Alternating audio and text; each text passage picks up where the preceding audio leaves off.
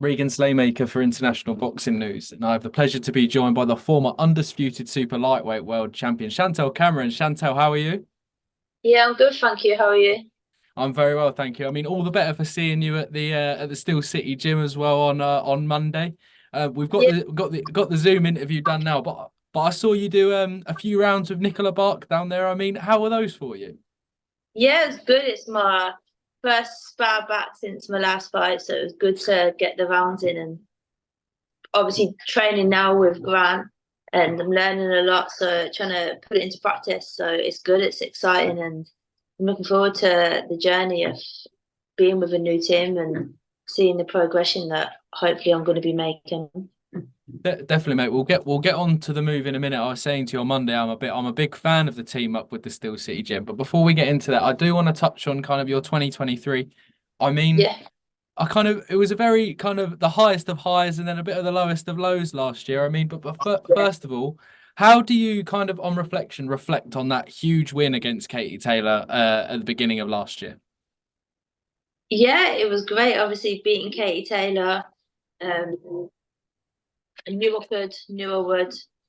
I said it a long time before the fight ever happened. I think no one really remembers, but I was mandatory for Katie way back at lightweight for must have been about 2 years, and never thought the fight would come to play because just never seemed to be in talks or my name went in the mix. But I finally got my shot, grabbed it with both hands, and got that win. But obviously, November didn't play out that way for me, and the night went in my favour. Definitely, mate. We'll touch on that as well. I mean, both. It's fair play to yourself and fair play to Katie. I mean, you gave us both two cracking fights. Obviously, the second one closer as well. But how do you kind of look back on that second fight? Obviously, a lot of people still had it close. A lot of people still had you ahead. I mean, how do you look back on that? To be honest, I've not watched the fight back, so I do need to watch it at some point. But obviously, there's still a lot of frustrations in there for me because I can remember there was so many heads getting in, so many heads. Obviously, got that big cut on my head where she bounced off the rope and come forward with a head, which obviously also it was a bad cut, wasn't it? Really, like no one can. No, there's so many people in boxing that have these conspiracy theories and have opinions, but it was a bad cut, and that's that. And that obviously played its part as well. That's not making no excuses, but I've never been cut like that. So, I knew it was bad. So that obviously wasn't ideal for me on the night. And the referee, obviously, he played his part with the knockdown. Like I said in many interviews, Katie Taylor, I don't think I hurt her, but I landed a shot and Katie went down. So in the rule books, that is a knockdown and it wasn't scored. But listen, I can't look back in the past and be saying this and that because it does just look negative for me. And it's not really a good look and not something I want to be like looked at as being negative and being a sore loser, but I don't like losing, especially in them circumstances. And that I'm still going to stick to. That I think the ref was poor and the cut didn't help me. No, definitely. I feel like when kind of boxers like yourself, I think we saw it with Liam Smith after the Eubank fight. People people are asking you these questions. They're not coming across as excuses. They're just your reality of the situation Yeah, after a fight. that's what I mean. Like, I think people want you to just be like, oh, yeah, I lost, happy days. And it's not like we're sports people, sportswomen, sportsmen. None of us like losing. And if things did happen on the night that like we feel strongly about, why can't we voice our opinion without it come across as looking like negative and a sore loser or bratty and that? It's like, no, it happened, people seen it, and unless you want to put the blinkers on, everyone knows what happened on the night. So that's why I say what I say, and I stick to it because at the end of the day, it was a bit of a shit show, really, in all honesty. So I still stick to what I say. But yeah, I lost, and I'm not disputing the decision, but I am disputing the referee and the stuff that was being allowed to happen. And it was just a frustrating night. It wasn't really boxing, was it? And I can remember I was getting frustrated. I was getting annoyed because it just was like didn't feel like a boxing fight. it was just quite bizarre. No, no, definitely. And I feel like some people in the boxing space need to remember that, as I said, it's not kind of you guys finding excuses. You guys saying your reality of the situation as well. We Why should have not? an opinion. Like, I think boxers should be entitled to their opinion. I don't think we should just be entertainers and keep our mouth shut because people don't want to hear the truth. Mm. Like, we still have an opinion. We're the ones that are in the ring. We're the ones that are fighting. We're the ones that are doing 12-week camps. Like, we have voices too, and we should be able to speak out. No, we're not 100%, and I couldn't agree more with that, Chantelle, as well. But when I was preparing these questions for Monday, when I go to do these gym visits, I basically prepare for everyone who I think's going to be in the gym. But I feel like kind of delaying this interview has kind of done me a world of favors, because one of my next Yeah, questions was going to be, is the trilogy likely to happen? But you've obviously done an update last night. You yeah. gave us kind of an update on it, kind of obviously that unfortunately the trilogy fight won't happen, but I thought I'm going to give you kind of the spotlight to give kind of your view on kind of what the post you did last night and your reality of kind of why the trilogy won't happen next.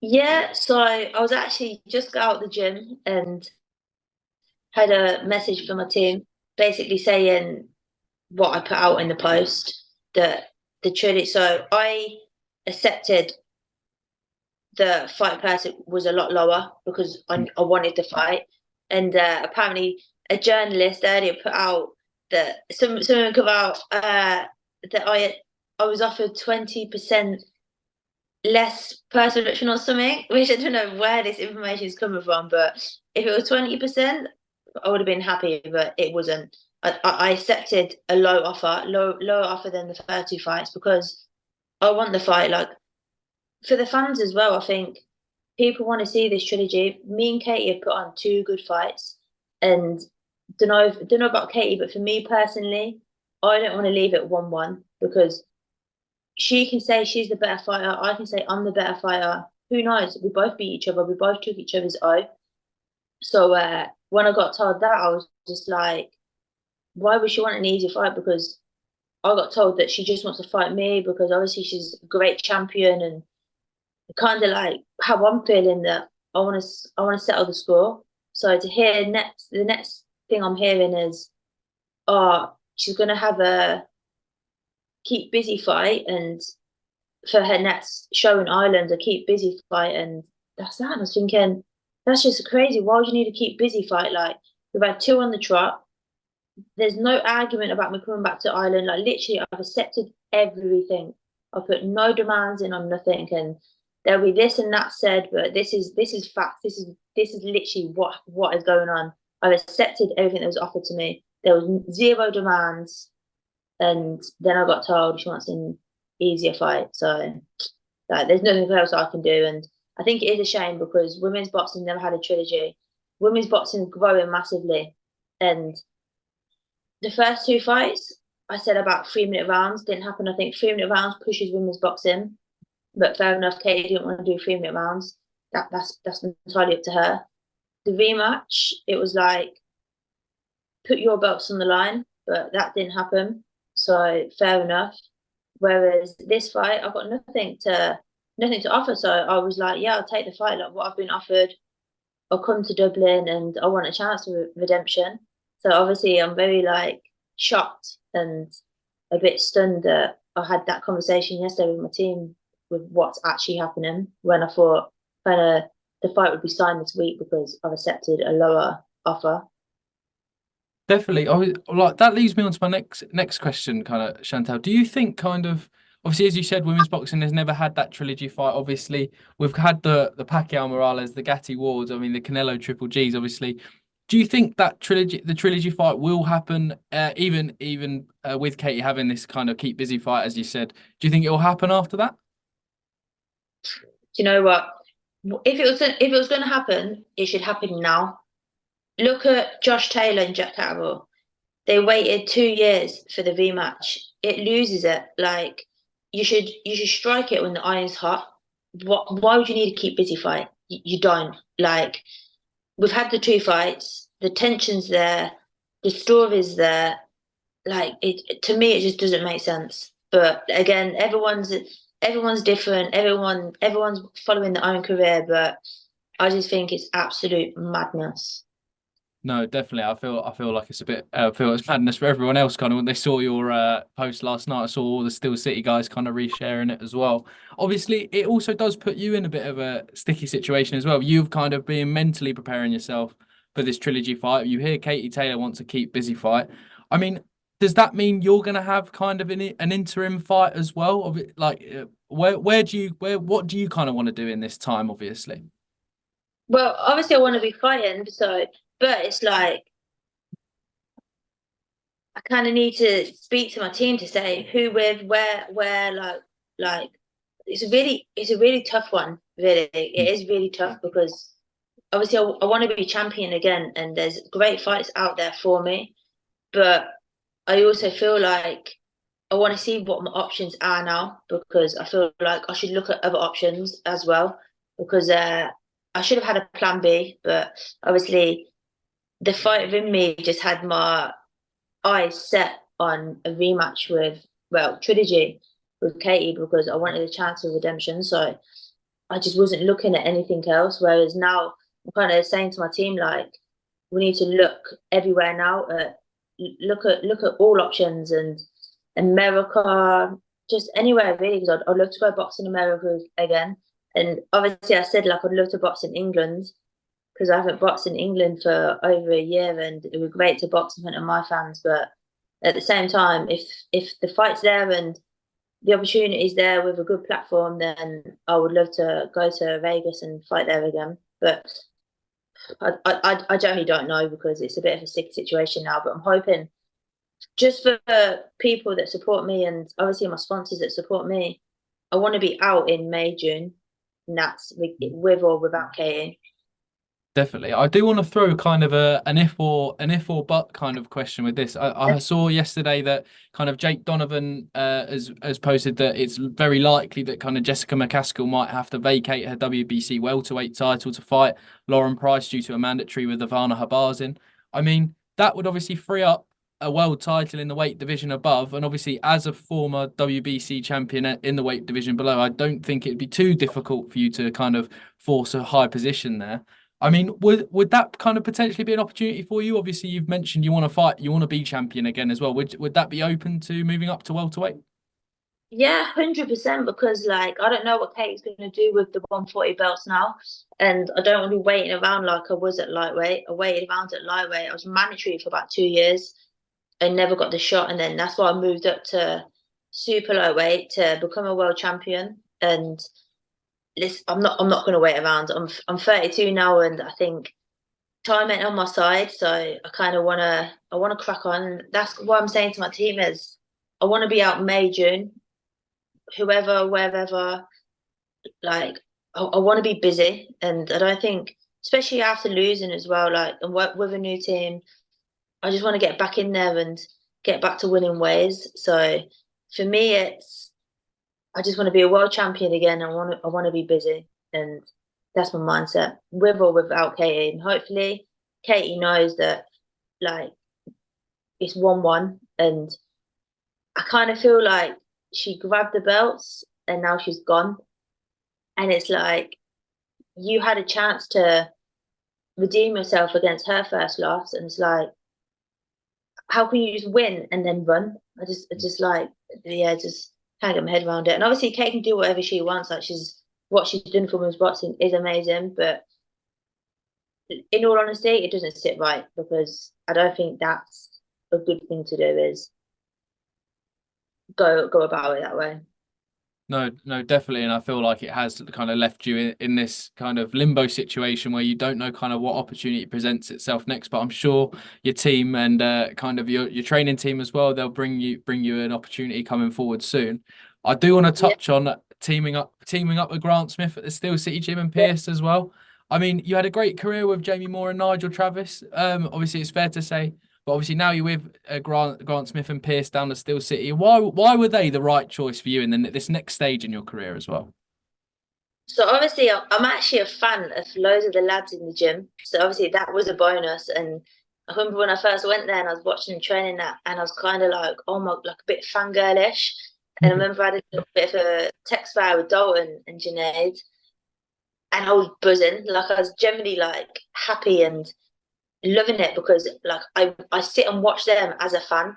So to be sharing the ring with them and gaining knowledge of them, it's just unbelievable. And it's what's boxing about. Like, you need to you need to adapt and evolve, and that's what I've done. And it's the best decision I made. And you know, I am really happy. I'm enjoying boxing. It's fun.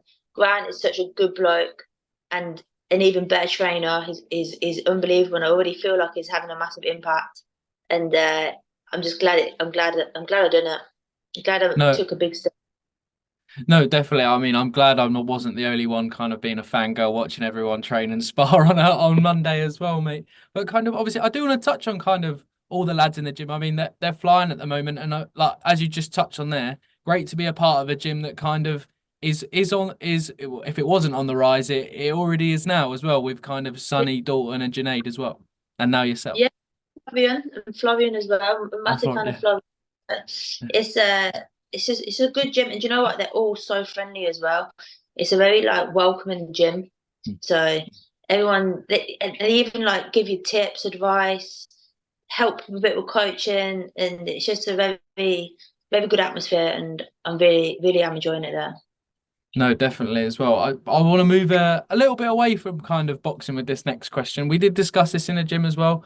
I mean, just after the second fight with Katie, you were awarded the Freedom of Northampton Town Award. I mean, you informed me that I think only yourself and Princess Diana have won that award as women as well. But I mean, how did Yeah, it feel to achieve that award with Courtney Laws as well? yeah, it was such an achievement. I'm really proud as well. So obviously, I'm proud to be from where I'm from, born and bred, and it was some guy from BST gym in Northampton. So it's an MMA gym, and he runs the gym. So he actually put me forward for it because he wanted me to get recognition for the achievements I've had in boxing.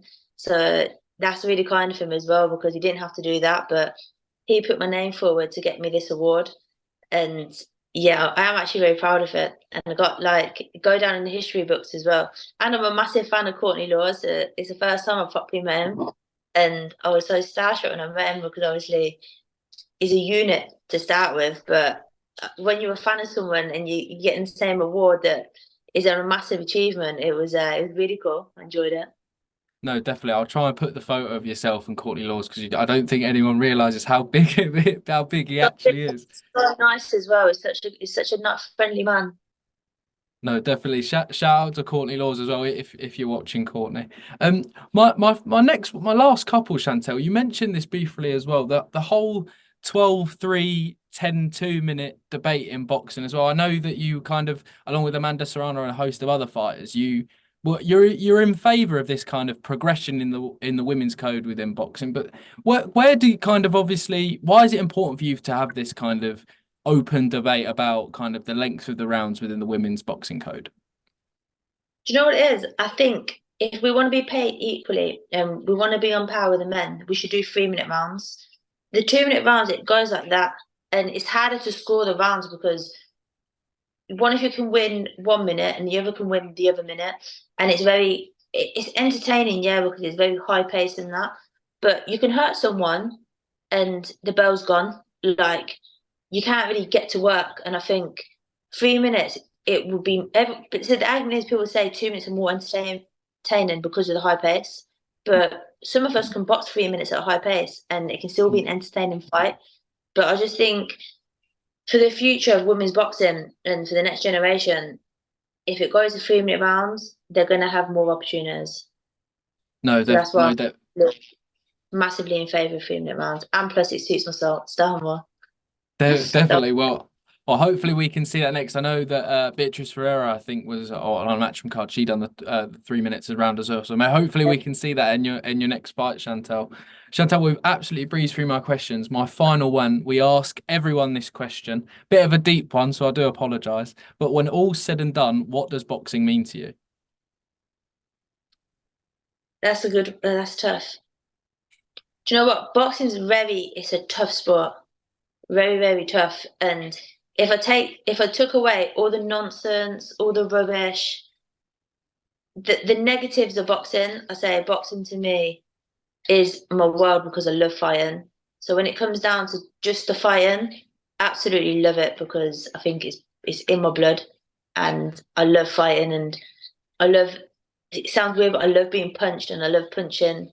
Like it's just such a good feel, like being in there and competing. But again, like being a realist, the stuff that goes on outside of boxing that the fight fans don't actually know because there's so many like so much nonsense, and everyone's expected to just say nothing and keep your mouth shut because otherwise you might get opportunities. I think that's the bad part because I think it can make you come across as something that you're not, and that bit I don't enjoy. And that's the bit where I can't wait to walk away from boxing and not have to put up with it because I'll be in my house, close my door, and won't have to like please anyone or like, do you know what I mean? Like, just have to, I wouldn't have to play the game kind of thing. So that part sucks, but boxing, just the fighting part, it's my whole entire life. Definitely. Well, long may the boxing part of your life continue for as long as possible, Chantelle. And can I say, I mean, I feel like it's a bit refreshing when people see posts like you did last night to Yeah. kind of be honest and be yourself. But no, Chantelle Cameron, that was my final question. Thank you again for your time today. And yeah, great meeting you on Monday as well. Cheers. Thank you.